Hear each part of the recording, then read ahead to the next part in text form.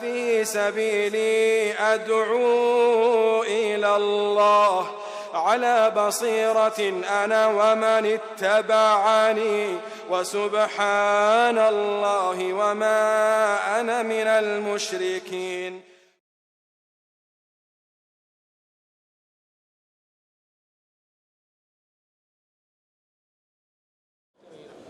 الحمد لله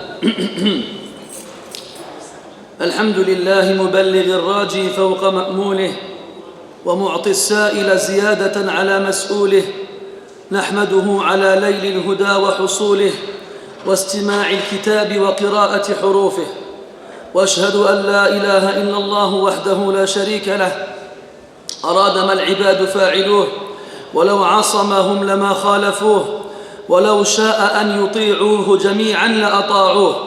وأشهد أن محمدًا عبده ورسوله وصفيه من خلقه وخليله، أدى الأمانة وبلغ الرسالة ونصح للأمة وكشف الله به الغمة، وجاهد في الله حق جهاده حتى أتاه اليقين، صلى الله عليه وعلى آله وأصحابه أجمعين والتابعين لهم بإحسان إلى يوم الدين. أما بعد، أحبتي في الله، سلام الله عليكم ورحمته وبركاته. عنوان محاضرتنا الأمسية بإذن الله تعالى: النعيم لا يدرك بالنعيم.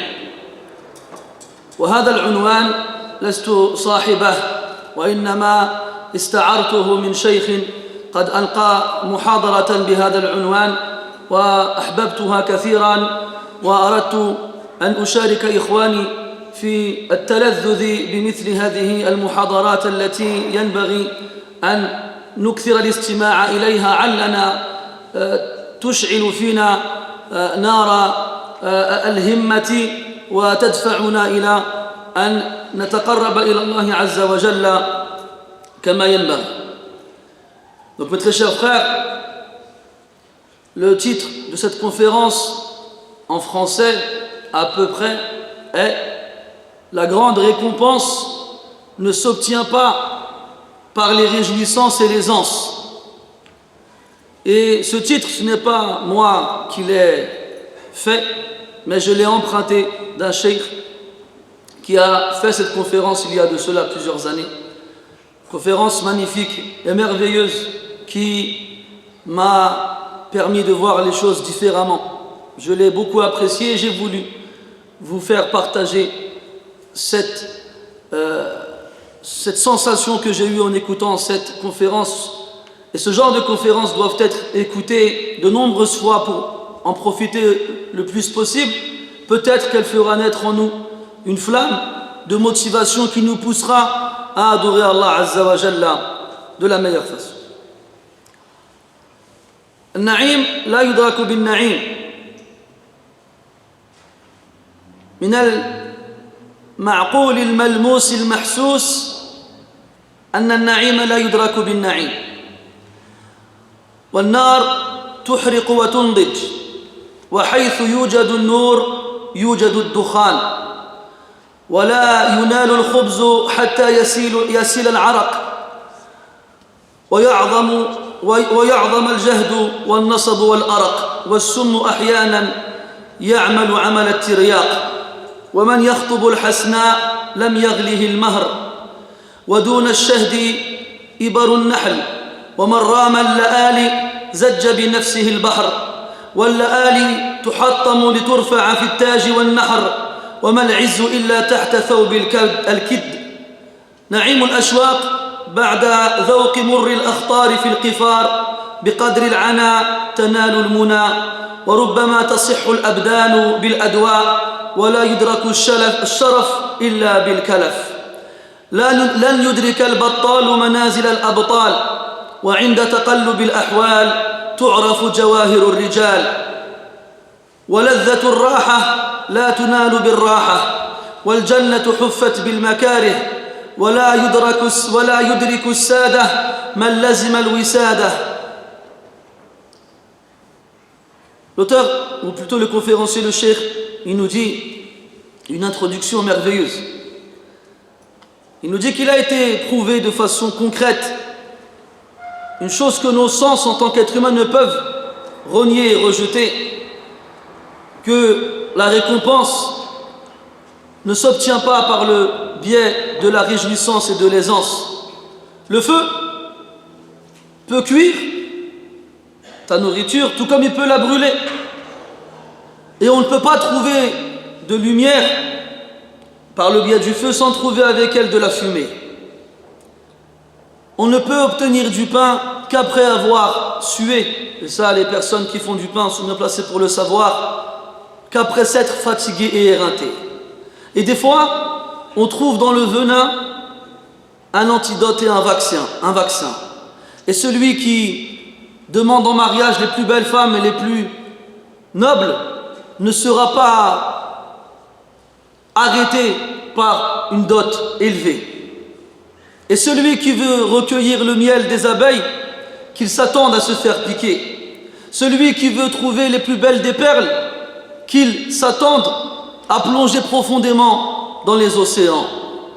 Et celui qui veut les plus belles des couronnes doit écraser ses perles pour pouvoir orner avec ses couronnes.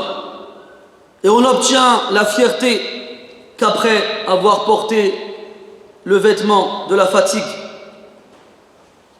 On obtient les plus hauts degrés qu'après avoir goûté aux dangers et aux difficultés. C'est seulement par le biais de l'épuisement qu'on atteint le firmament. Et peut-être qu'avec un mal, le corps trouvera sa guérison. Et on n'atteint pas la noblesse si on se vautre dans la paresse. Les gens oisifs et inactifs n'atteindront jamais le degré des héros. Tout comme c'est lorsque les situations changent qu'on voit la nature des hommes. C'est quand les gens passent de l'aisance à la pauvreté, de la joie à la tristesse, qu'on est capable de déterminer quelle est la nature de leur nature. Et celui qui recherche la tranquillité, qu'il sache qu'il ne l'obtiendra pas par la tranquillité. Et tout le monde sait ici que le paradis a été entouré bil makari, des choses que l'âme n'aime pas. Et celui qui veut atteindre les plus hauts degrés de la noblesse, qu'il s'éloigne alors des coussins et des couvertures confortables. يقول الله تبارك وتعالى أم حسبتم أن تدخلوا الجنة ولما يأتكم مثل الذين خلوا من قبلكم مستهم البأساء والضراء وزلزلوا حتى يقول الرسول والذين آمنوا معه متى نصر الله ألا إن نصر الله قريب ويقول عز وجل أم حسبتم أن تدخلوا الجنة ولما يعلم الله الذين جاهدوا منكم ويعلم الصابرين. Allah dit dans le Coran, pensez-vous que vous rentrerez au paradis alors que ce qui a touché ceux qui vous ont précédés ne vous a pas encore touché. Ils ont été touchés par les malheurs et les difficultés et ils ont été secoués au point où le messager et ceux qui l'ont suivi et ont cru en lui se sont dit: quand est-ce que le secours d'Allah nous viendra? Certes, le secours d'Allah est proche. Et dans un autre verset, Allah Ta'ala dit: pensez-vous que vous entrerez au paradis alors qu'Allah Ta'ala n'a pas encore vu de votre part les efforts nécessaires pour y arriver, tout comme il n'a pas encore vu parmi vous les gens qui ont patienté. On a choisi ce sujet car nous sommes pendant le mois de Ramadan, dans lequel nous jeûnons le jour et nous prions une partie de la nuit. Et la vie ne s'arrête pas pendant le mois de Ramadan. Il y a des étudiants qui, il y a de ça quelques jours, passaient leurs examens, et les personnes adultes qui sont contraintes de travailler tous les jours, de se réveiller à de certaines heures, de fournir de certains efforts et de rentrer le soir après avoir accumulé fatigue et épuisement. Et avec ça, ils doivent jeûner. Donc, ils accumulent difficulté après difficulté. Et le but de ces quelques instants qu'on passera ensemble, c'est qu'on se rappelle tous que le paradis, cet endroit qu'Allah il a créé pour ses serviteurs pieux, cette récompense ultime derrière laquelle nous courons tous, on ne l'obtient pas en se croisant les bras, allongés, sans bouger le petit doigt. جاء في الحديث أن النبي صلى الله عليه وسلم قال: ألا إن سلعة الله غالية ألا إن سلعة الله الجنة. Sil'a, c'est la marchandise. C'est ce qu'Allah Ta'ala te vend. Et cette marchandise, elle a énormément de valeur. Allah Azza wa Jalla a'adda li'ibadihi as-salihin fil jannati ma la 'aynun ra'at wa la udhunun sami'at wa la khatara 'ala qalbi bashar. Allah Azza wa Jalla a préparé pour ses serviteurs vertueux ce qu'aucun œil n'a pu voir, aucune oreille n'a pu entendre et aucun cœur humain ne peut imaginer. C'est inestimable, une valeur incomparable, et c'est le paradis. يا سلعة الرحمن لست رخيصة بل أنت غالية على الكسلان يا سلعة الرحمن ليس ينالها في الألف إلا واحد لاثنان يا سلعة الرحمن سوقك كاسد فلقد عرضت بأيسر الأثمان يا سلعة الرحمن كيف تصبر الخطاب عنك وهم ذو إيمان. Ô marchandise du tout miséricordieux, tu n'es pas dénué de valeur, au contraire, tu es très cher pour le paresseux.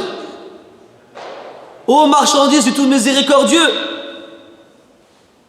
n'arrivera à t'obtenir sur 1000 qu'une seule personne, pas deux. Ô marchandise du tout miséricordieux, tu as été proposé au plus bas prix, malgré ta valeur. Ô marchandise du tout miséricordieux, comment ceux qui te convoitent et te demandent arrivent à patienter? Comment font-ils? Donc celui qui veut le paradis, il doit retrousser ses manches.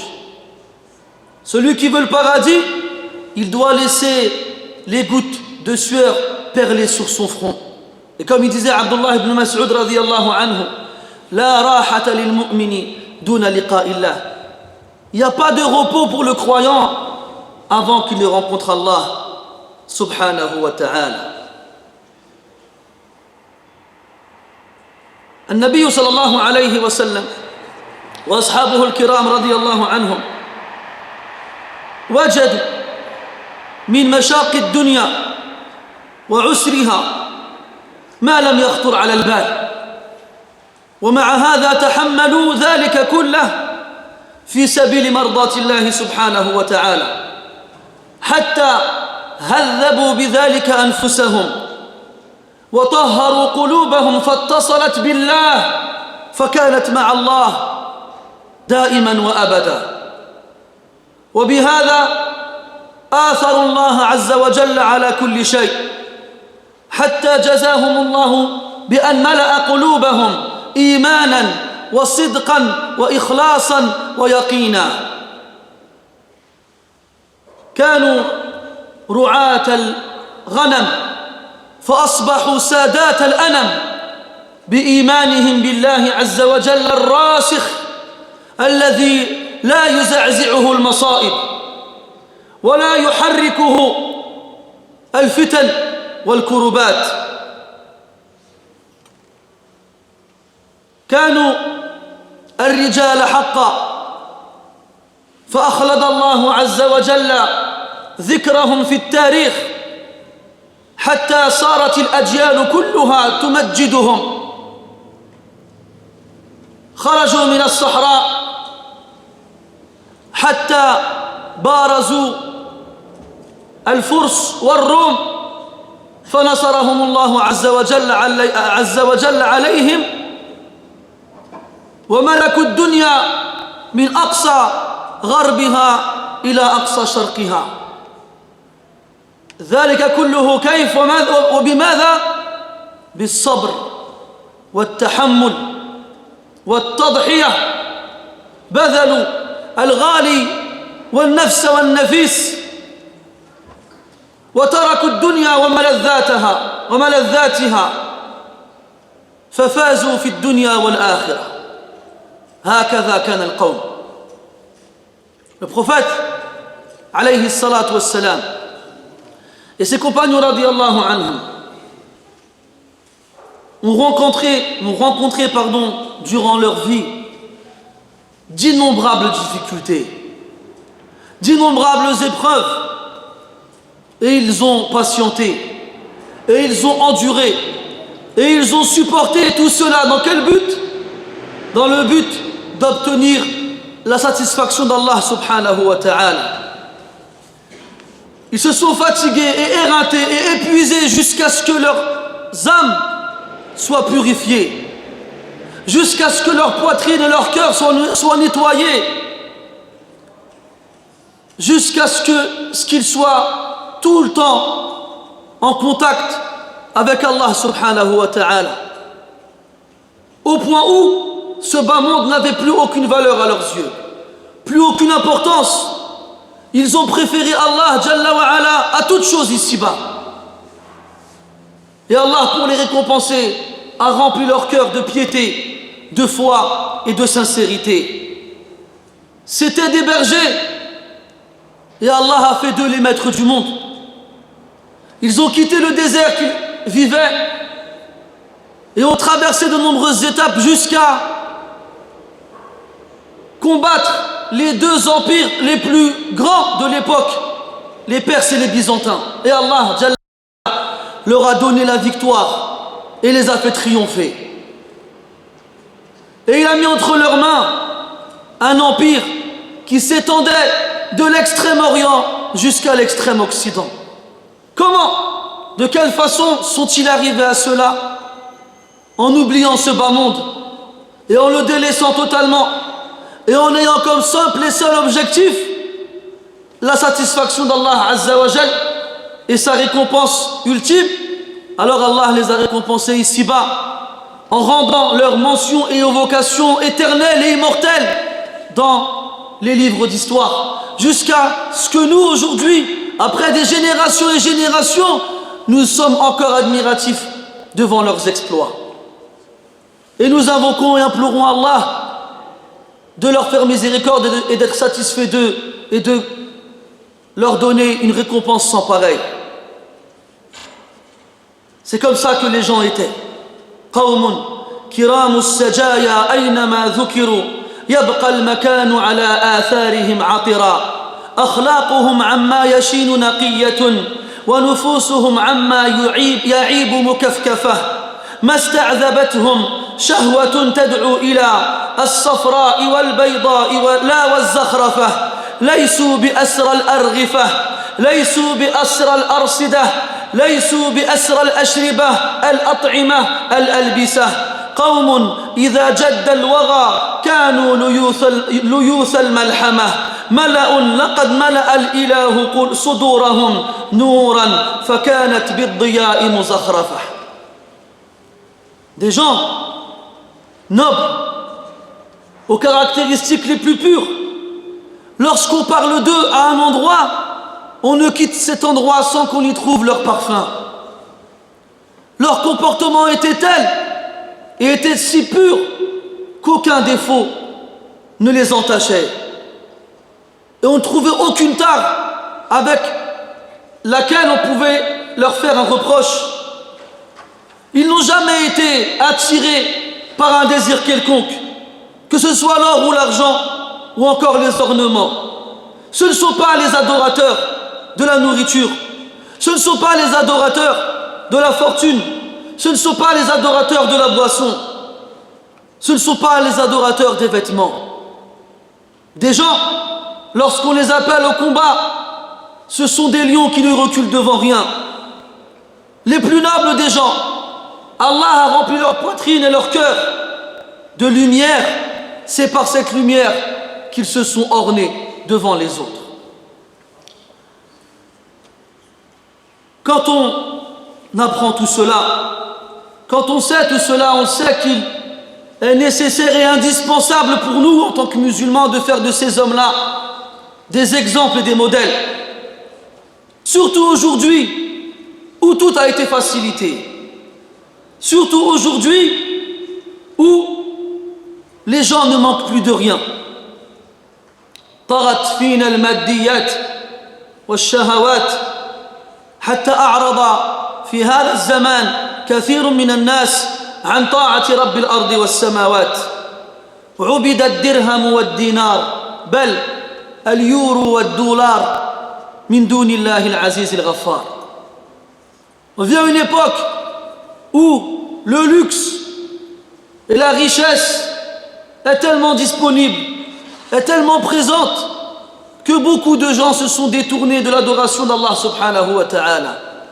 Les gens adorent, ou plutôt adoraient, le dirham et le dinar, et aujourd'hui on leur préfère l'euro et le dollar, et ont délaissé l'adoration d'Allah, Al-Aziz Al-Ghaffar, Al-Wahid Al-Qahhar, l'unique, l'inébranlable, le puissant, le sage. Donc on a vraiment besoin de retourner un peu dans le temps et de voir comment les meilleurs des gens sont sortis de ce bas monde triomphant. Comment ils n'ont accordé aucun intérêt à ce bas monde futile et immonde quand nous ne vivons que pour lui. Quand nous ne pensons qu'à lui. Quand nous faisons tout pour l'obtenir. Alors que la mort nous rend visite jour après jour et un jour, elle frappera la porte et on ne pourra que lui ouvrir. Et lorsqu'on suivra la mort, tout ce qu'on a passé notre temps à ramasser ici-bas restera derrière pour nos héritiers.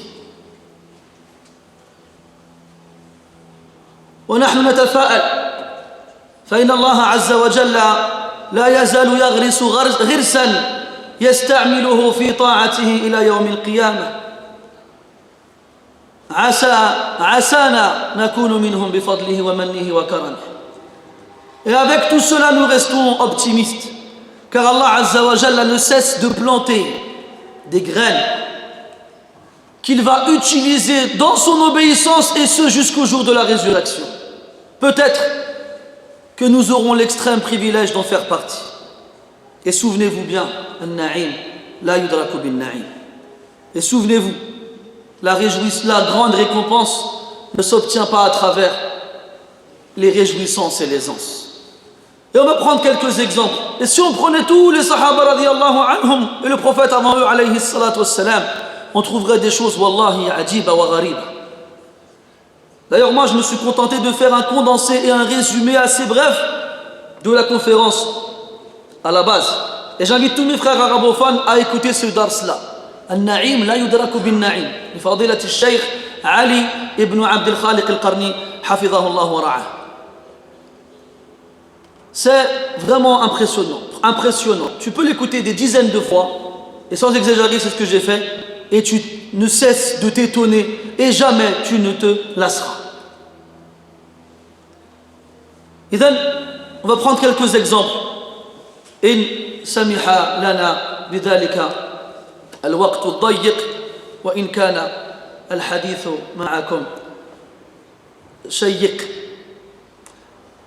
On entend tous parler de Mus'ab ibn Umayr radiyallahu anhu. Mus'ab ibn Umayr, on l'appelait Fata Quraysh. Kana yulaqabu bi Fata Quraysh. C'était le petit prince de Quraysh.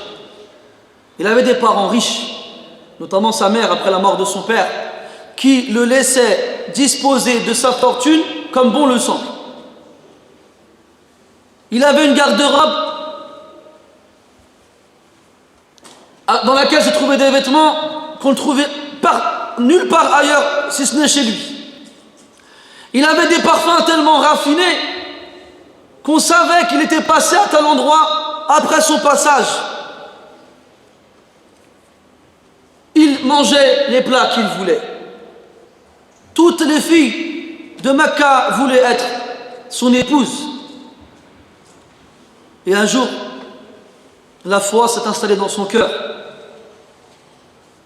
Et sa mère l'a pris en horreur. Après qu'il ne soit son chéri, il est devenu son ennemi.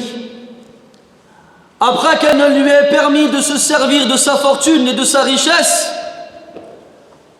elle l'a éloigné et privé sans aucun amour ni tendresse. Les Sahaba radiyallahu anhum, au début de la transmission du message de l'islam par le prophète alayhi salatu wassalam, avant qu'ils ne se convertissent à l'islam, avaient un train de vie correct. Ils mangeaient à leur faim, avaient des vêtements pour se couvrir et tout allait bien. Lorsque l'islam est arrivé, les choses ont changé. Et leur peuple ont fait d'eux les pires des criminels et leur ont fermé toutes les portes et les ont privés de tout. Et au départ, c'était difficile pour beaucoup de compagnons de supporter ces difficultés. يقول سعد بن مالك رضي الله عنه كنا قبل الهجرة يصيبنا شظف العيش وشدته فلا نصبر عليه. Sa'd ibn Malik radiyallahu anhu disait, avant qu'on fasse la hijra, avant qu'on quitte la Mecque pour aller à Médine, en tant que croyants, nous étions touchés par la difficulté de la vie, par la pauvreté, et nous n'arrivions pas à patienter. Parce que c'était un nouveau style de vie pour eux.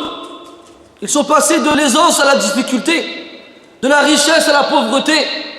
Ils sont passés du rang de personnes privilégiées au sein de leur peuple au rang de vulgaires criminels et de personnes n'ayant aucune valeur. Mais qu'est-ce qui leur a permis d'avancer? C'est la foi qui peuplait leur cœur. Même si leur corps était dans la difficulté, leur cœur, eux, était dans le bonheur. Ils arrivaient à supporter la difficulté parce qu'ils espéraient la récompense qu'Allah Azza wa Jalla leur avait promis. Ce paradis dans lequel ils ne connaîtront plus jamais tristesse, ni douleur, ni difficulté, ni détresse, ni pauvreté, ni faim, ni quoi que ce soit d'autre de mauvais. Leur corps, eux, n'étaient pas habitués à la faim, à la fatigue, à dormir dehors, à avoir un seul vêtement déchiré, raccommodé, à devoir serrer des pierres plates sur leur ventre pour contrer la faim.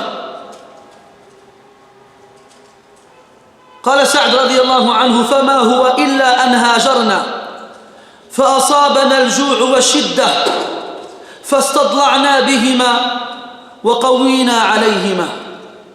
Quand ils ont passé une étape, lorsqu'ils sont arrivés à Médine, et à Médine aussi les jours n'étaient pas faciles, à Médine aussi ils ont connu la difficulté, la faim et la maladie, mais là, après que la foi se soit installée dans leur cœur, et avant que leur corps ne s'habitue à cela, en passant cette étape, leur corps et leur cœur ne faisaient plus qu'un. Leur âme et leur personne entière, elle était complètement et exclusivement vouée à Allah Azza wa Jal. Alors, ils ont surpassé la faim. Ils l'ont emporté sur la fatigue et la pauvreté. Et ils ont réussi à passer outre les difficultés. Pourquoi? Parce qu'ils ont entendu le prophète sallallahu alayhi wa sallam dire ما يزال البلاء بالمؤمن حتى يلقى الله وما عليه خطيئة. Ils ont entendu de la bouche du prophète sallallahu alayhi wa sallam: l'épreuve ne cesse de toucher le croyant jusqu'au jour où il arrive devant Allah et le rencontre et il n'a pas avec lui un seul péché. La patience qu'il a eue face aux épreuves, Allah il l'a récompensé en lui faisant disparaître tous les péchés qu'il a accomplis. Il arrive devant Allah, wa dhahruhu khafif, et son dos il est léger. La yaqlaq, wa kama qala Allah azza wa jalla la yuhzinuhum al-faza'u al-akbar. Il ne sera pas inquiet ni attristé le jour de la grande peur et frayeur. قال سعد رضي الله عنه إلا مصعب بن عمير فقد كان أترف غلام بمكة بين أبويه فيما بيننا فلما أصابه ما أصابنا لم يقوى على ذلك. Donc ils disent, Sa'd radiallahu anhu, les compagnons à Médine, ils ont réussi à patienter. Et ils ont réussi à comprendre. Et leur corps et leur cœur ne faisaient plus qu'un. Sauf Mus'ab ibn Umayr radiallahu anhu. Comme on l'a dit, c'était le plus luxueux des jeunes de la Mecque. Le parfum et les vêtements et les bijoux étaient son quotidien. Et lui, en changeant de train de vie, il a eu beaucoup de mal à la supporter. فلقد رأيته هذا سعد يتكلم وإن جلده ليتطاير عنه تطاير جلد الحية ولقد رأيته ينقطع به فما يستطيع أن يمشي فنعرض له القسي ثم نحمله على عواقبنا. Regarde, subhanallah, هذا التشبيه البليغ. Comment Sa'd il le compare? À quoi il le compare?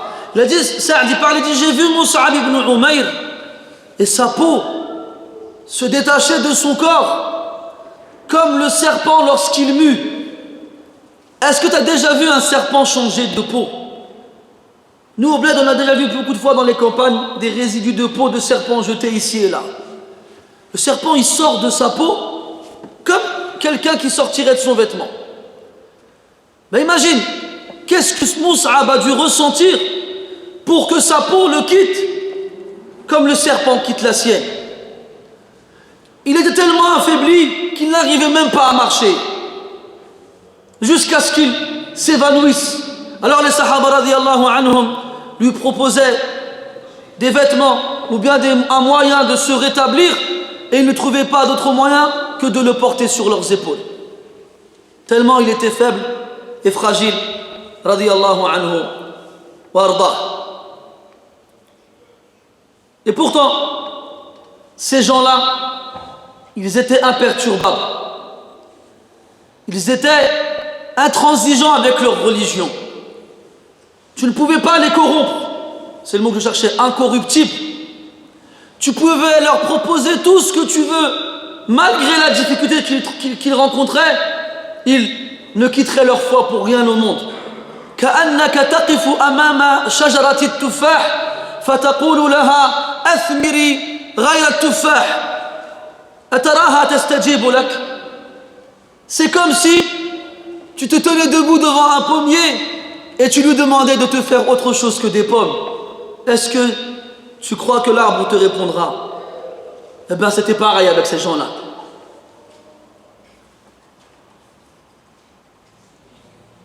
Idhan Mus'ab radiyallahu anhu, il a quitté la Mecque et il a émigré vers Al-Habasha, l'Éthiopie.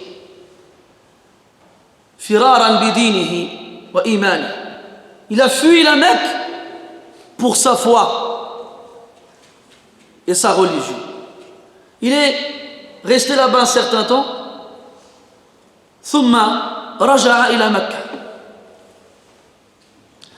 فكان أول ما فعله عند وصوله مكة أن زار النبي صلى الله عليه وسلم قبل أن يزور أمه فاستشاطت غضبا وقالت أي لكاع كيف بك أن تزور غيري قبلي في مكان أنا فيه فقال لها رضي الله عنه ما كنت لأبدأ بغير رسول الله صلى الله عليه وسلم كائنا من كان. Alors qu'il avait quitté donc la Mecque pendant un certain temps et qu'il y est revenu, la première des choses qu'il a fait en arrivant, c'est de visiter le prophète sallallahu alayhi wa sallam. Ces gens-là aimaient le prophète sallallahu alayhi wa sallam par-dessus tout. Ils le préféraient à leur père, à leur mère, à leurs épouses, à leurs enfants, à leurs sœurs et à leurs frères. Et ils le préféraient même sur leur propre personne. Il est arrivé à la Mecque et la première des choses qu'il a faites, c'est de visiter le prophète alayhi salatu wassalam. لأن قلبه حن إلى رؤية وجه الرسول صلى الله عليه وسلم كما تئن وتحن قلوبنا لرؤية وجهه الشريف عليه الصلاة والسلام. Il a l'occasion et l'opportunité de voir le visage du prophète alayhi salatu wassalam. Il a déjà vu et contemplé, et après un certain temps forcément il lui a manqué. Alors la première des choses qu'il veut faire, c'est de voir le visage du prophète alayhi salatu wassalam avant n'importe qui d'autre. Quand sa mère a su que Mus'ab était à la Mecque et qu'il n'a pas été la voir, elle s'est mise en colère.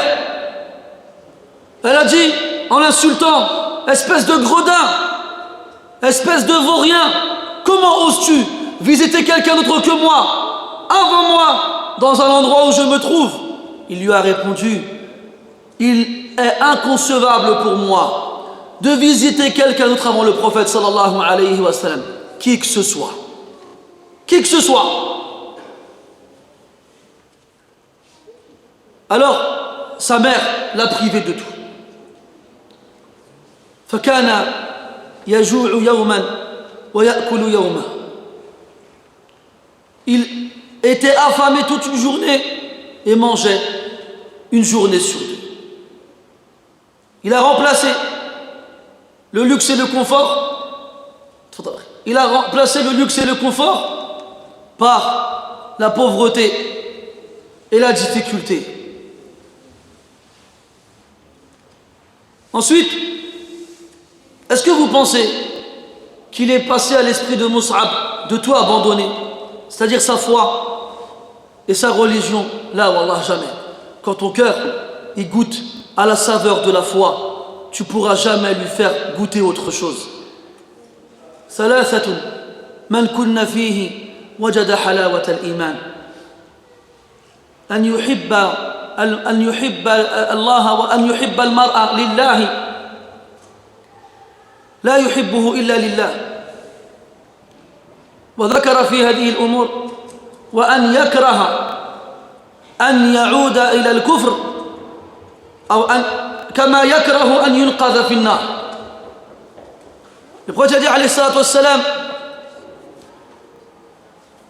qu'il y a trois choses, celui qui les a, il aura goûté à la saveur de la foi. Et dans ces trois choses-là, il a dit: celui qui déteste et qui répugne à retourner dans la mécréance après qu'Allah l'en ait sauvé, comme l'un d'entre nous détesterait à être jeté dans un brasier.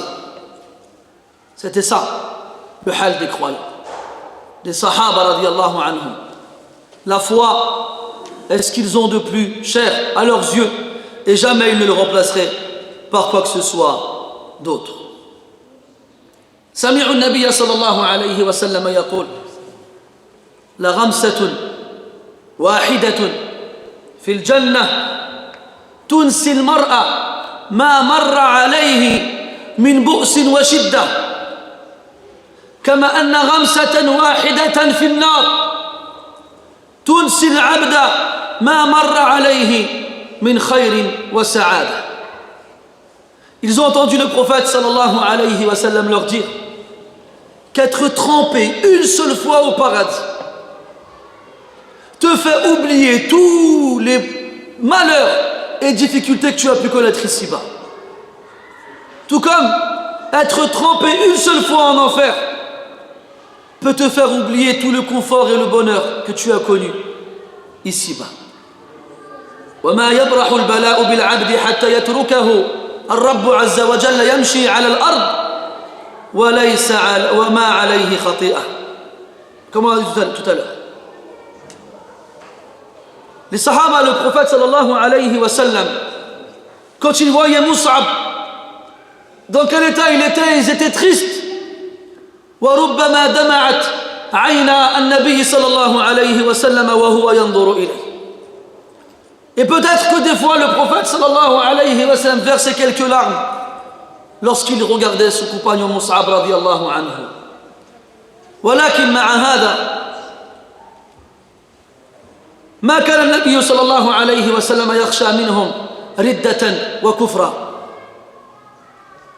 وركونا إلى هذه الدنيا الفانية الزائلة. Et avec ça, le prophète alayhi salatu wassalam ne craignait pas de leur part qu'ils perdent leur foi à cause de la difficulté de la vie. Non. قال عليه الصلاة والسلام والله ما الفقر أخشى عليكم ما الفقر أخشى عليكم ولكن أخشى أن تبسط عليكم الدنيا كما بسطت على من كان قبلكم فتنافسوها كما تنافسوها فتهلككم كما أهلكتهم. Il a dit alayhi salatu wassalam, par Allah, ce n'est pas la pauvreté que je crains pour vous. Et comme vous le savez, les pauvres rentreront au paradis avant les riches de 500 ans. Ce n'est pas la pauvreté que je crains pour vous, mais je crains que ce bas monde s'ouvre pleinement à vous, comme il l'a été aux gens qui nous ont précédés. Alors, vous vous concurrencerez pour l'obtenir, comme se sont concurrencés vos prédécesseurs pour l'obtenir. Et alors, elle vous mènera à votre perte, comme elle les a menés à leur perte. والفقر خير من غنى يطغيها وغنى النفوس هي الكفاف فإن أبت فجميع ما في الأرض لا يكفيها. Wallahi, la pauvreté, malgré sa difficulté, elle est meilleure pour toi qu'une richesse qui te rendra rebelle. Et sache que la vraie richesse est celle du cœur et de l'âme. Et si tu la refuses, tout ce qu'il y a sur terre ne te satisfera pas. Et là, on arrive à un point important. C'est le luxe. At-taraf bil-arabiyya. Et n'allez pas imaginer quand on dit le mot luxe, vous pensez directement aux gens qui ont des hectares et des demeures avec des kilomètres carrés, des dizaines de chambres et des dizaines de salons et des salles de bain grandes comme des stades de foot, avec une garde-robe grande comme un bâtiment, avec des dizaines de paires de chaussures et des centaines de vestes et de vêtements. Non! Souvenez-vous, وَجَعَلَكُمْ مُلُوكًا. Allah, il a fait de vous des rois. T'as une femme, t'as une maison, t'as une monture, t'as des enfants. Wallahi, t'es un roi. Wallahi, t'es un roi. Ici, quelqu'un il vit dans la rue. Ici, quelqu'un il a qu'un seul vêtement. Ici, quelqu'un il a une pierre serrée contre le ventre. Ici, quelqu'un il dort à la belle étoile.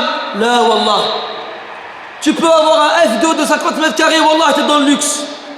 Parce que tu auras chez toi un garde-manger dans lequel on trouvera de la nourriture pour des jours, voire même des semaines. Tu peux avoir un studio dans lequel on trouvera une armoire avec des chaussures, avec des vêtements, avec de quoi te changer tous les jours. On vit dans le luxe. Et quand Allah Ta'ala il veut détruire un peuple, il se sert des gens qui vivent dans le luxe.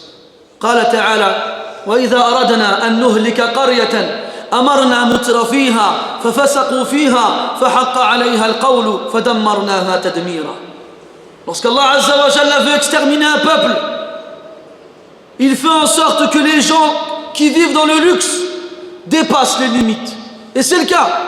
Plus on a de l'argent, et plus on se vautre dans le luxe, et plus les limites qu'Allah il a imposées deviennent à nos yeux invisibles. Alors on les dépasse et on les bafoue, et plus rien n'a de valeur à nos yeux dans ce qu'Allah il a interdit. Alors le péché se commet et s'accumule jusqu'à ce qu'Allah Azza wa Jalla extermine ce peuple qui refuse de revenir vers lui.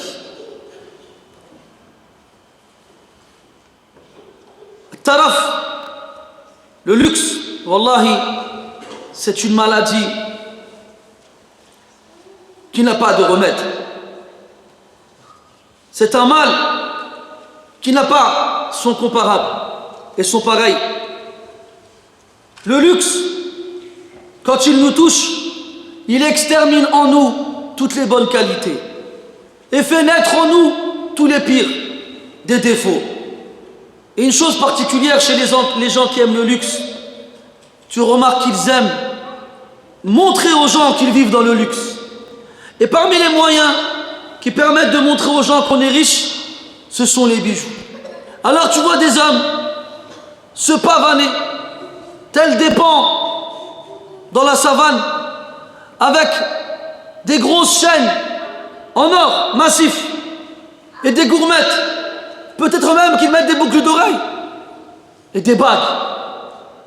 Et ça nous fait penser aux femmes. لأن الحلي والتحلي من صفات النساء. Car le fait de s'orner de bijoux et de se montrer aux autres avec, wallahi, c'est une des caractéristiques des femmes. وكما قال الشاعر وما عجبي أن النساء ترجلت ولكن تأنيث الرجال عجاب. Voilà, et que les femmes se transforment en hommes, c'est pas étonnant. Ce qui est étonnant, c'est que les hommes se transforment en femmes. هذا هو العجيب. C'est ça qui est étonnant. Quel est le seul intérêt du luxueux? قال أحدهم كلمة مضحكة وفيها من الحقائق ما فيها همه ما يأكله وقيمته ما يخرجه. Ces gens-là, leur seul intérêt, c'est ce avec quoi ils vont remplir leur ventre. Et leur seule valeur réelle, c'est ce qui sort de leur ventre.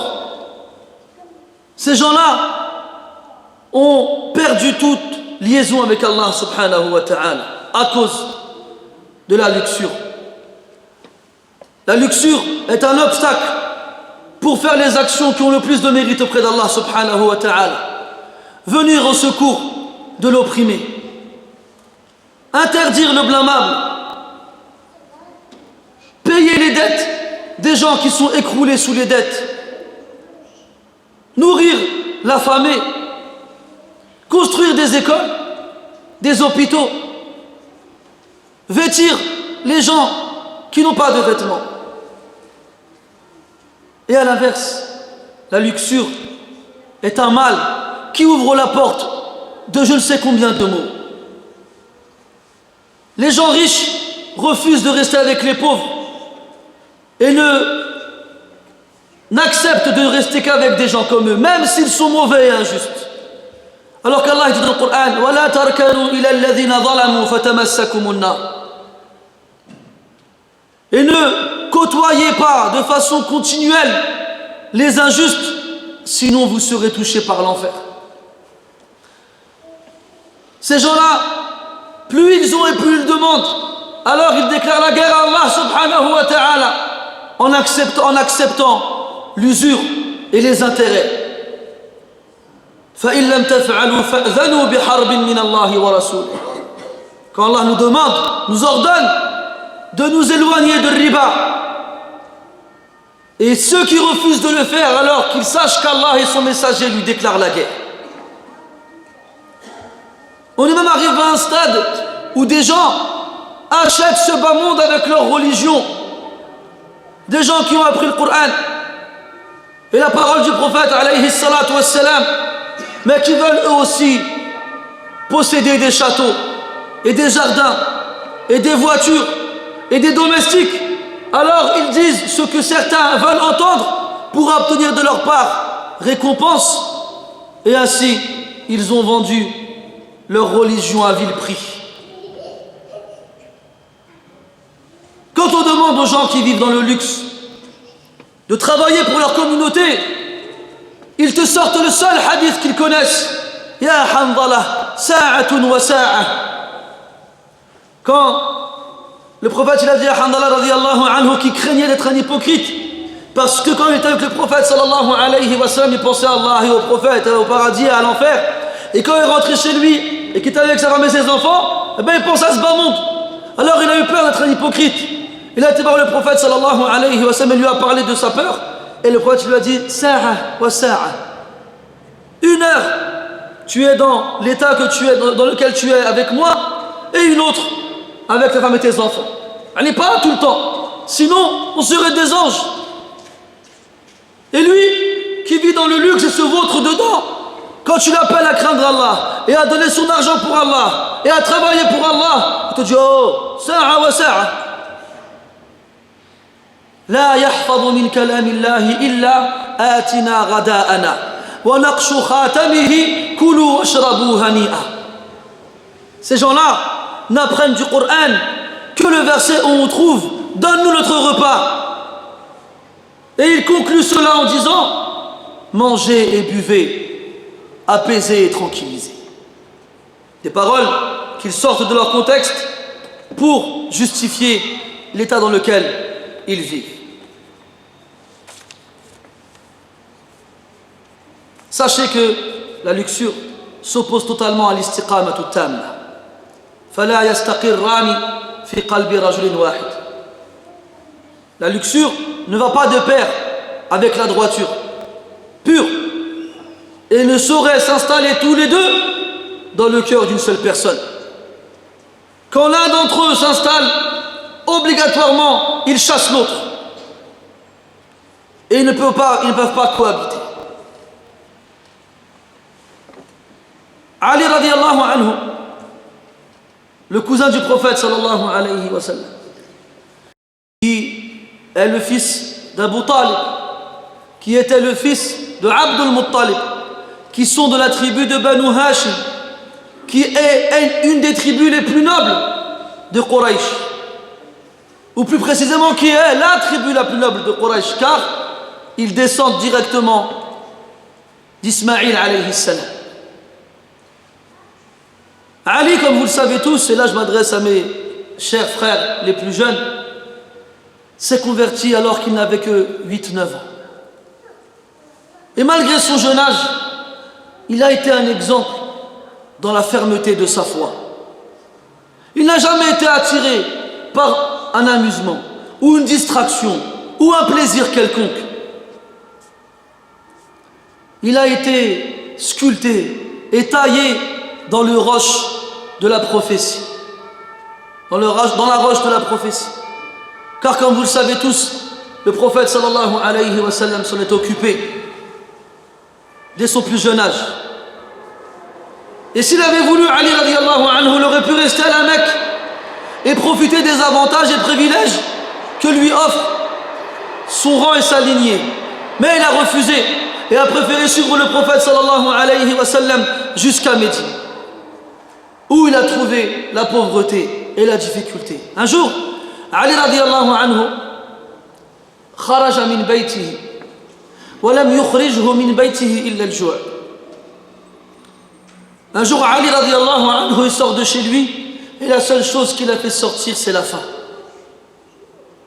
Et plutôt que d'attendre que des muhsinines, des bienfaisants viennent faire l'aumône, il a préféré aller chercher de l'argent en retroussant ses manches et en suant.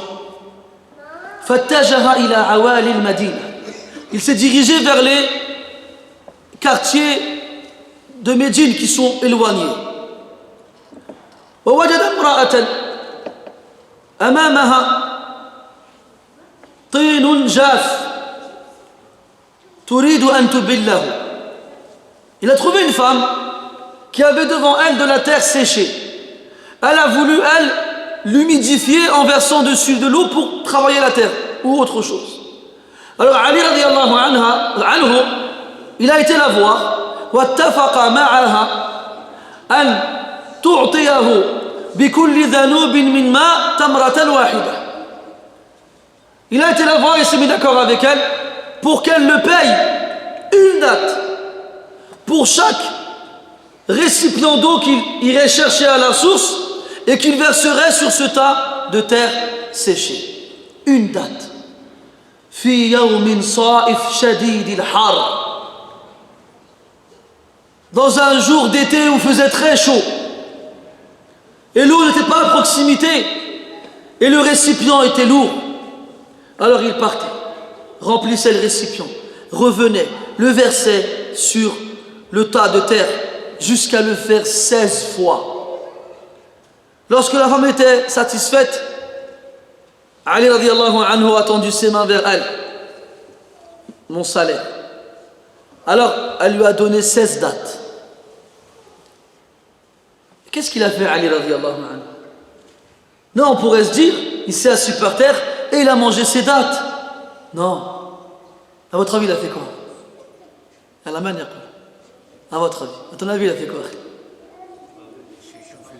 Hein? À ton avis, toi, tu connais Ali, qu'est-ce que tu penses qu'il aurait fait avec ces dates-là? Hein? C'est pas baïd. C'est presque ça. Il est rentré chez lui, le frère il a dit, il est rentré chez lui, il a pensé à sa femme et ses enfants. C'est presque ça. Mais c'est pas ça. Hassan. Hein? Hein? Non, j'ai entendu, c'est pas toi qui l'a dit? Hassan. Barakallahu fik. Wa ma awadtani illa sawab. Fala fudda fouk. Et naam. Il n'a pas mangé une date. Il est parti vers le prophète sallallahu alayhi wa sallam. Il lui a dit Ta'ala ya Rasulallah kul ma'i hadhihi tamarat. Il a dit viens, mange avec moi. Et il n'a pas mis une date dans sa bouche avant que le prophète il en ait mangé une. Radiyallahu anhu wa arda. لأنه سمع النبي صلى الله عليه وسلم يقول لا يؤمن أحدكم حتى أكون أحب إليه من نفسه ووالديه وأولاده والناس أجمعين أو كما قال عليه الصلاة والسلام. Parce que Ali, c'est une plante qui a été arrosée avec la parole du prophète sallallahu alayhi wa sallam quand il dit nul d'entre vous ne croira réellement et véritablement et parfaitement que lorsque moi, le messager d'Allah, je serai plus aimé auprès de vous que vos propres parents, que vos propres enfants, que vos propres personnes et que tout le monde. C'est ça la vraie foi. أن تحب النبي صلى الله عليه وسلم أكثر من نفسك. Que tu aimes le prophète صلى الله عليه وسلم encore plus que ta propre personne. وزوجة علي وما أدراك من زوجة علي فاطمة الزهراء رضي الله عنها وأرضاها. Et l'épouse de Ali, Fatima, qui était épuisée par le travail qu'elle fournissait jour après jour.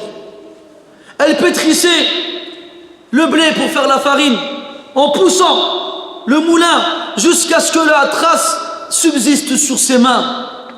Elle allait chercher de l'eau loin et le porter sur ses épaules jusqu'à ce que la trace subsiste sur son dos. Elle nettoyait la maison de fond en comble jusqu'à ce qu'on voit les traces de la fatigue sur son aspect. رضي الله عنها وأرضاها وهي من سيدات نساء العالمين, alors qu'elle fait partie des plus nobles femmes de la création. Un jour, des esclaves ont été amenés à Médine. Fatima radiallahu anha, en les voyant, s'est dit je vais peut-être pouvoir en récupérer un afin qu'il m'aide dans mon travail. Elle a été voir le prophète sallallahu alayhi wa sallam fi baytihi falam tajidhu. Elle a été chercher le prophète chez lui, elle n'a pas trouvé. Alors elle a été voir Aïcha radiallahu anha wa akhbaratha bihajatiha. Elle l'a informé de son besoin. Quand le prophète sallallahu alayhi wa sallam il est revenu, wa akhbarathu Aïcha radiallahu anha bitalab ibnatiha, قال صلى الله عليه وسلم لا والذي نفسي بيده ما دام في الصفة فقير. Quand le prophète est revenu chez lui et que Aïcha radiallahu anha l'a informé de la demande de Fatima radiallahu anha, le prophète a dit non, par celui qui a mon âme entre les mains, tant qu'il y aura un pauvre dans As-Suffa. As-Suffa, c'était un endroit dans la mosquée où vivaient les plus pauvres des musulmans. Ils n'avaient nulle part où dormir, si ce n'est à la mosquée. Ils n'avaient rien à manger, si ce n'est les aumônes qu'on apportait à la mosquée. Même leurs vêtements suffisaient à peine à couvrir leur partie intime. Quand ils dormaient, ils se recroquevillaient sur eux-mêmes et se couvraient avec leur izar, leur pagne, et avaient peur de bouger de peur qu'on ne voit d'eux leur nudité. Le prophète a dit non, je ne préférais pas ma pauvre fille ma propre fille, malgré sa pauvreté, tant qu'il n'y aura plus pauvre qu'elle dans la mosquée. C'est ça le prophète sallallahu alayhi wa sallam. Il ne fait pas de privilège ou de favoritisme dans la religion d'Allah subhanahu wa ta'ala. C'est lui qui a dit لو أن فاطمة بنت محمد سرقت لقطعت يدها. C'est lui qui a dit si Fatima, la fille de Muhammad, avait volé, je lui couperai moi-même sa main. Pas de favoritisme. Un peu plus tard, le prophète sallallahu alayhi wa sallam a été voir Fatima et Ali chez eux. وجدهما وقد أخذا مضاجعهما. Il est rentré et les avait trouvés prêts à se coucher. Quand ils l'ont vu, هم أن يقوم إليه. Ils ont voulu se lever vers le prophète. فقال على مكانكما. Il leur a dit non, ne bougez pas. فجلس بينهما. Il s'est assis entre eux et leur a dit أفلا أدلكما على ما هو خير مما سألتماني قال بلى يا رسول الله. Il leur a dit voulez-vous que je vous indique ce qui est meilleur pour vous que ce que vous m'avez demandé? Ils ont dit bien sûr ya Rasulallah. Il leur a dit إذا أخذتما مضاجعكما فكبرا 34 وسبحا 33 واحمدا 33 فذلكما خير مما سألتماني إياه أو كما قال عليه الصلاة والسلام فهو خير لكما من خادم. Il leur a dit lorsque vous vous apprêtez à vous coucher, dites Allahu Akbar 34 fois, dites Subhanallah 33 fois et dites Alhamdulillah 33 fois, c'est meilleur pour vous qu'un domestique. فقالاها فكان ذلك خيرا لهما من خادم يخدمهما. Alors ils l'ont dit comme le prophète leur a dit de le faire et c'était meilleur pour eux qu'un serviteur à leur service. Et na'am. Si jamais toi tu me dis ouais je le fais tous les soirs ça marche pas, eh bien sache que le problème il vient de toi. لأن الله عز وجل أصدق القائلين ومن أصدق من الله قيلا وحديثا. Il vient de toi le problème, il n'y a pas d'Allah Azza wa Jal. Allah il ne dit que la vérité, la pure et stricte vérité. Si tu le fais, ça ne fonctionne pas, c'est qu'il y a un problème en toi. Un court-circuit. Une pièce à changer. Une panne à réparer. Et là on voit l'importance du dhikr. Alaysa Allahu ta'ala yaqul ala bi dhikrillah tatma'innul qulub. N'est-ce par le rappel d'Allah que les cœurs s'attendrissent et se tranquillisent. بالذكر كنت قادرا على تحمل المشاق. Tu seras capable de supporter toutes les difficultés. تعلم أنك عندما رطبت لسانك بذكر الله ارتفع رصيدك في الحسنات وانخفض رصيدك في السيئات وكنت دائما متصلا برب الأرض والسماوات فاذكروني أذكركم يا أيها الذين آمنوا اذكروا الله ذكرا كثيرا وسبحوه بكرة وأصيلا. Quand tu es accroché au rappel d'Allah, tout est facile à supporter. Ton compte en bonne action ne cesse d'augmenter pendant que ton compte en mauvaise action ne cesse de diminuer. Tu es toujours en contact et en relation avec Allah subhanahu wa ta'ala car c'est lui qui te dit évoquez-moi, je vous évoquerai. Ô vous qui avez cru, évoquez Allah ta'ala beaucoup et glorifiez-le soir et matin. Et il y a en cela pour toi ma sœur, ô toi fille de l'islam, un merveilleux exemple. Si tu recherches Allah, son messager et la demeure dernière. C'est ces femmes-là qu'il faut prendre comme modèle. Pas Hammalatul Hatab. Pas celle qui portait le bois sur son dos pour nuire au prophète sallallahu alayhi wa sallam. Mais celle qui portait son amour dans son cœur pour réjouir le prophète sallallahu alayhi wa sallam. Elles se fatiguaient au service de leurs époux. Elles s'épuisaient au service de leur famille et cela ne les empêchait pas de se rapprocher d'Allah Ta'ala à travers la prière et son évocation. إذا طاب الأصل طاب الفرع. Quand la base elle est bonne et pure, alors tu pourras savoir que les branches qui naîtront de ces racines ne pourront être que pures et bonnes.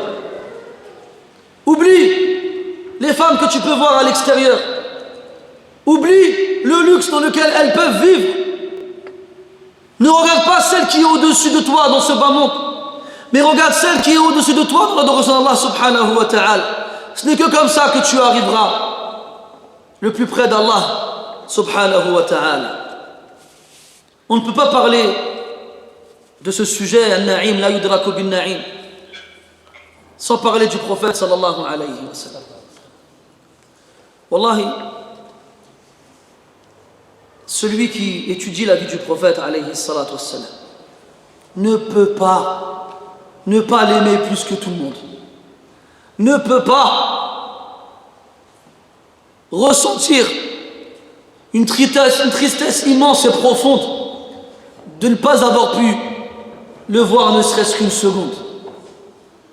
Wallahi, quand tu vois comment le prophète alayhi salatu wassalam, il a souffert et il a enduré et patienté face aux plus énormes des difficultés, tu ne peux que vouloir être à ses côtés, tu ne peux que vouloir le suivre et l'imiter. Le prophète alayhi salatu wassalam est le meilleur des hommes, son dernier prophète et messager.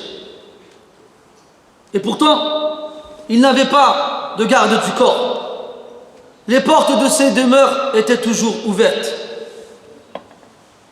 C'était un homme simple et modeste, qui avait comme monture un simple âne. C'était quelqu'un qui ne voyait pas de mal à faire monter quelqu'un avec lui derrière, sur son âne. C'était quelqu'un, quand il mangeait avec les autres, il mangeait avec ses mains, il ne voyait pas de mal à se lécher les doigts. C'était quelqu'un qui portait des vêtements épais pour qu'ils durent le plus longtemps possible, car il n'en avait que très peu. C'était quelqu'un qui cousait lui-même ses vêtements et raccommodait lui-même ses propres sandales.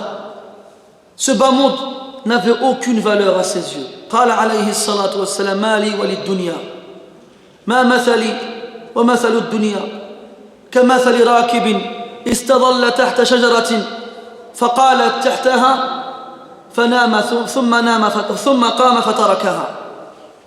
Il a dit mon exemple, qu'est-ce que moi j'ai à voir avec ce bas monde? Mon exemple et ce bas monde est comparable à un voyageur qui s'arrête durant son voyage sous un arbre et pour y faire une sieste. Ensuite il se réveille et le quitte. Savez-vous, et vous le savez bien entendu, que le prophète alayhi salatu wassalam avait 9 épouses, et chaque épouse disposait d'une petite maison, hujra, un appartement. Savez-vous de quoi étaient construits ces demeures-là?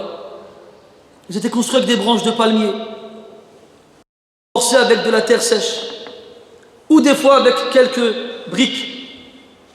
Et le toit de ces demeures-là était fait avec ces mêmes branches. Yanalu al-ghulam al-murahiq saqfa baytihi biyadi. C'est-à-dire un jeune adolescent, en levant la main, pouvait toucher le toit, le plafond de ses maisons. أمر الوليد بن عبد الملك الخليفة الأموي بهدم هذه البيوت لأجل توسعة المسجد النبوي. فما رؤي يوما كان فيه الناس أبكى من ذلك اليوم وأشد بكاء، حتى قال سعيد بن المسيب رحمه الله والله لوددت أنهم تركوها على حالها، ينشأ ناشئ المدينة ويقدم القادم من الآفاق فيرى ما اكتفى به رسول الله صلى الله عليه وسلم في حياته، فيكون ذلك مما يزهد الناس في التكاثر والتفاخر وقد ألهاهم التكاثر. Al-Walid ibn Abd al-Malik, qui était un calife de la dynastie des Omeyyades, a ordonné à ce que les appartements des épouses du prophète sallallahu alayhi wa sallam après leur mort soient détruits, afin d'élargir la mosquée du prophète alayhi salatu wassalam. On n'a pas vu un jour dans lequel les gens ont plus pleuré que ce jour-là, quand ils virent de leurs yeux les maisons dans lesquelles vivait le prophète sallallahu alayhi wa sallam et ses épouses détruites. Saïd ibn Musayyib rahimahullah a dit: j'aurais par Allah tellement souhaité qu'on les laisse telles quelles. Comme ça, l'enfant à Médine, il grandit. Ou bien le visiteur de l'extérieur vient et voit ce qui a suffi au prophète sallallahu alayhi wa sallam ici-bas. Ça aurait été alors un moyen pour les gens de délaisser la surenchère et le fait de s'enorgueillir. Et certes, la surenchère les a distraits. Alhaakumut takathur hatta zurtumul maqabir. Et Abu Umama radiyallahu anhu disait: Ya laytaha turikat falam tuhdam hatta yafsila an-nasu 'anil bina wa yaraw ma radiyallahu azza wa jalla li nabiyhi sallallahu alayhi wa sallam wa mafatihu ad-dunya bi yadihi alayhi salatu wassalam. Il a dit à Abu Umama radiyallahu anhu, un compagnon: si seulement on les avait laissés tels quels, ça aurait poussé les gens à ne plus vouloir bâtir, comme c'est le cas malheureusement aujourd'hui. وأن ترى الحفاة العراة رعاء الشاه يتطاولون في البنيان وهذا من علامات الساعة. Lorsque tu verras les pauvres bergers sans vêtements ni chaussures du jour au lendemain se livrer concurrence dans la construction d'édifices. Aujourd'hui, les gens ne pensent qu'à construire et à bâtir. S'ils avaient vu les maisons du prophète sallallahu alayhi wa sallam, peut-être que ça les aurait poussés à délaisser cela. On aurait pu voir ce qu'Allah a accepté pour son messager alayhi salatu wassalam, alors qu'il lui a proposé les clés des trésors de ce bas monde. La nourriture du prophète alayhi salatu wassalam. Qu'est-ce que mangeait le prophète alayhi salatu wassalam? كان عليه الصلاة والسلام يجوع يوما ويأكل يوما. تقول عائشة رضي الله عنها: كان يمر عليه الهلال والهلال والهلال 3 أهلة وما يوقد في بيته نار. فقال لها ابن أختها عروة بن الزبير: فماذا كانوا يأكلون؟ قالت: الأسودين التمر والماء. وهو الذي يقول عليه الصلاة والسلام: لقد أخفت في الله وما يخاف أحد ولقد أوذيت في الله وما يؤذى أحد ولقد مر علي 30 من بين يوم وليلة ليس لي ولبلال طعام يأكله ذو كبد إلا شيء يواريه إبط بلال. لم يشبع عليه الصلاة والسلام من خبز الشعير، يبيت الليالي المتتابعات ولا يجد من الدقل ما يملأ به بطنه. رآه عمر بن الخطاب رضي الله عنه يلتوي من شدة الجوع، وما يجد أهله عشاء. رآه عمر رضي الله عنه ذات مرة مضطجعا على حصير قد أثر في جنبه، فأجهش بالبكاء وقال: يا رسول الله، الروم وفارس يعبثان في الدنيا وأنت فيما أرى، ادعو الله ليوسع عليك وعلى أمتك. فاحمر وجه النبي صلى الله عليه وسلم، قال: أو في شك أنت يا ابن الخطاب؟ أو في شك منه أنت يا ابن الخطاب؟ هؤلاء قوم عجلت لهم طيباتهم في هذه الدنيا، أما ترضى يا ابن الخطاب أن تكون لهم الدنيا ولنا الآخرة؟ فقال رضي الله عنه: بلى يا رسول الله، رضيت. فقال له النبي صلى الله عليه وسلم: فاحمد الله يا ابن الخطاب. فقال عمر: الحمد لله يا رسول الله. عرضت عليه مفاتيح الدنيا فأباها، كان بإمكانه أن يأمر فتبنى القصور المشمخرات وتعرض عليه أفخر أنواع المطاعم ويرتدي أفضل أنواع الملابس، لكن أعرض عن ذلك كله وألقى ذلك خلف ظهره بعيدا عنه، لأن الله عز وجل علمه أن هذه الدنيا لا تساوي عنده جناح بعوضة، صلى الله عليه وعلى آله وأصحابه وسلم. فارق الدنيا وإن درعه لمرهونة عند يهودي اشترى منه طعاما لأهله. فارق الدنيا عليه الصلاة والسلام ولم يترك لأهله درهما ولا دينارا. ولقد كان لكم في رسول الله أسوة أيها الإخوة. Qu'est-ce que le prophète sallallahu alayhi wa sallam mangeait? Qu'est-ce qu'il mangeait? Il mangeait un jour sur deux. Plusieurs mois de suite passaient chez lui sans même qu'un feu ne soit allumé. Alors les gens demandaient: mais qu'est-ce qu'il mangeait alors? On répondait: il ne mangeait que des dattes et de l'eau. Il a dit alayhi salatu wassalam: j'ai été effrayé pour ma foi en Allah au moment où personne n'avait peur. Et on m'a fait du tort et du mal pour ma foi en Allah au moment où on faisait du tort et du mal à personne.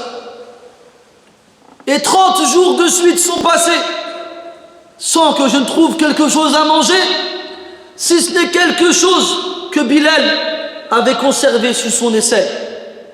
Et Bilal et le prophète en mangeaient quand ils le pouvaient pour pouvoir survivre. Un jour, Omar radiallahu anhu a vu le prophète sallallahu alayhi wa sallam se tordre de douleur.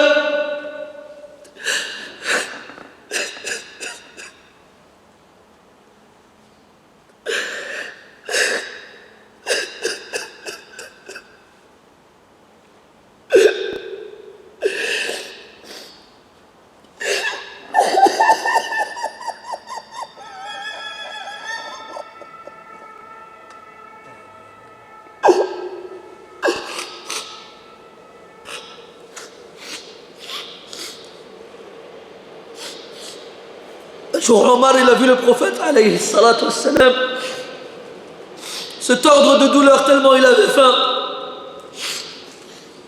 Il ne trouvait même pas des dates.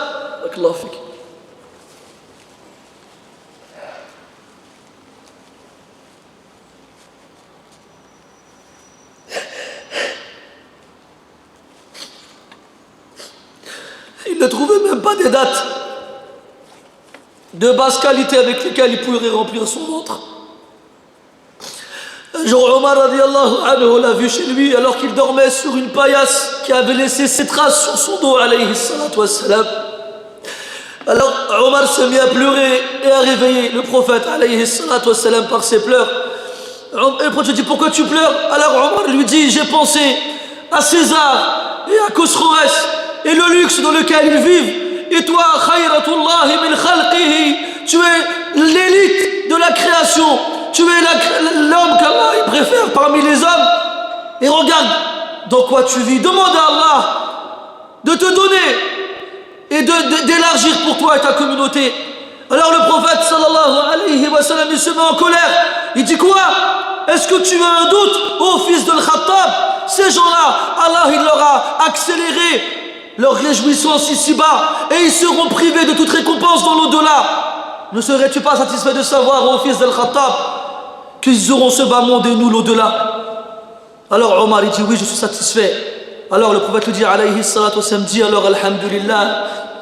Et il a dit alhamdulillah.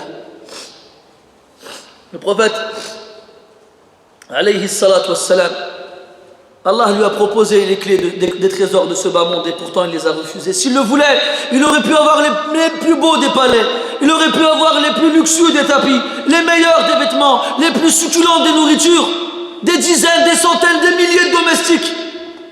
Et il a refusé tout cela. Parce qu'il savait que ce bas monde ne valait auprès d'Allah même pas la valeur d'une aile de moustique. Il a quitté ce bas monde, alayhi salatu wassalam, et sa cuirasse a été laissée en gage auprès d'un juif auprès duquel il avait acheté à manger pour sa famille.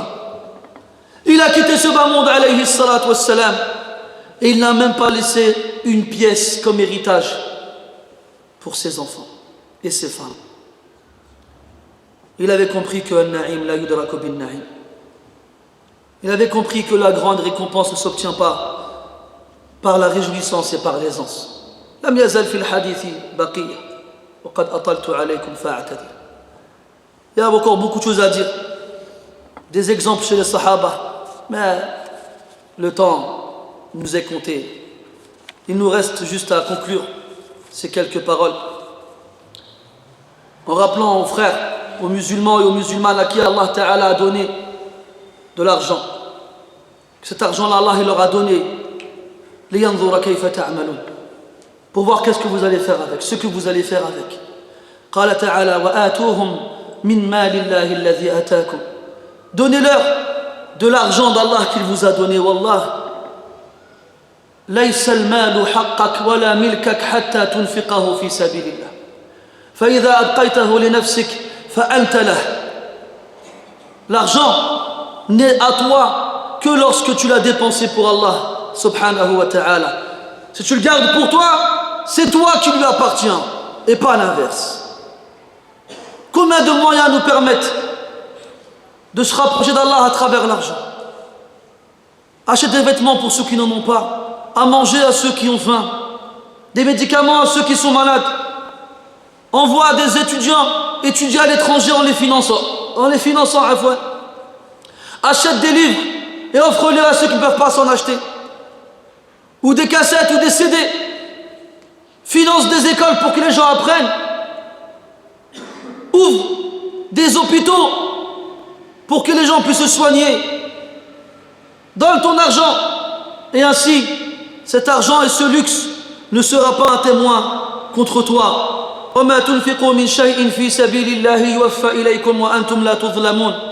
Et tout ce que vous dépensez pour Allah vous sera rétribué pleinement et vous ne serez point lésés. Donne ce que tu préfères pour toi-même. Tu n'atteindras la piété que lorsque tu donneras ce que tu aimes le plus. Et souviens-toi la parole du prophète sallallahu alayhi wa sallam. Ni'mal malu salih lirrajul salih. Quelle merveilleuse fortune lorsqu'elle est entre les mains d'un homme pieux. Et c'est par l'argent que Uthman ibn Affan radiyallahu anhu a donné qu'il a atteint le degré qu'il a atteint. Lorsqu'il a donné son argent jusqu'à équiper à lui tout seul toute une armée, le prophète sallallahu alayhi wa sallam il a dit ma darra Uthman ma amila ba'da al-yawm. Jamais plus Uthman n'aura à craindre le mal de ses actes après le bien qu'il a fait aujourd'hui. وربما أدخل السخي سخاؤه الجنة. Et peut-être que la générosité du généreux le fera rentrer au paradis. والمؤمن تحت ظل صدقته يوم القيامة. Et le croyant est sous l'ombre de son aumône le jour de la résurrection. Et le prophète sallallahu alayhi wa sallam était le plus généreux pendant le mois de Ramadan. فكان أجود من الريح المرسلة. Il était encore plus généreux que les vents annonciateurs de bonnes nouvelles. Et c'est quand tu fais ça que wallah tu goûtes au na'im walau fi dunya. وقد جرب من جرب فانشرح صدره بعدما وضع المال في يد الفقير والمحتاج. Et wallahi, la réjouissance et le bonheur, demande à ceux qui l'ont fait, ils te le diront, ils l'ont goûté que quand ils ont dépenser et donner et sacrifier ce qu'il possède pour Allah subhanahu wa ta'ala.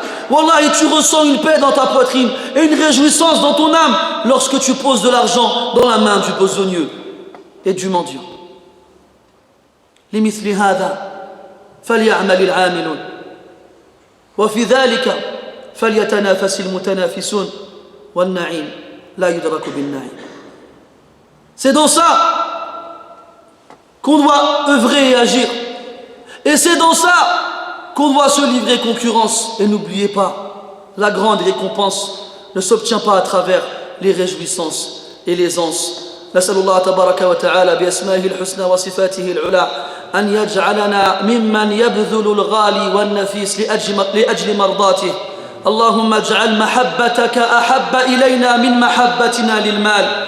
اللهم اجعل ما أوفرت لنا من أموال سببا لنيل رضاك وأجرك والجنة يا رب العالمين. On demande à Allah Azza wa Jal de faire en sorte que notre amour envers lui et son messager soit encore plus grand que l'amour qu'on a envers notre argent. On demande à Allah de faire de l'argent qu'il nous a donné une cause pour qu'on obtienne et qu'on atteigne sa satisfaction, sa récompense, son paradis et son pardon. سبحانك اللهم وبحمدك أشهد أن لا إله إلا أنت نستغفرك ونتوب إليك وصلى الله وسلم وبارك على نبينا محمد وعلى آله وأصحابه أجمعين والحمد لله رب العالمين وبارك الله فيكم أجمعين.